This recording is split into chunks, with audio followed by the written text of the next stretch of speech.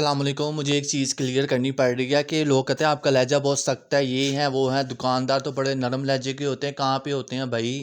میں نے کب آپ کو گالیاں نکالی یا برا بلا کہا یا کوئی نعوذ باللہ کچھ ایسی بات کر دی جو گھری ہوئی ہو، جس پہ مجھے خود بھی شرمندگی ہو، سننے والے کو بھی شرمندگی ہو؟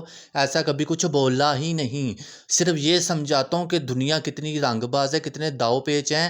تھالی میں پیش کر کے دیں تو عزت نہیں پچتی، اور گرا کے دیں تو کتوں کی طرح پھر بندہ کہتا ہے منہ مار لے۔ یہ مثال بڑی مشہور ہے۔ دکانوں پہ اگر کام کرنے کے لیے جائیں نا تو اگلے ماں بہن سیدھی سیدھی بات ہے ایک کر دیتے ہیں، اور پھر جا کے 100 روپے کا نوٹ دیتے ہیں، اللہ پھرو رات میں جانا ہے کار تو 100 روپیہ لے جانا، یہ بات ہوتی ہے۔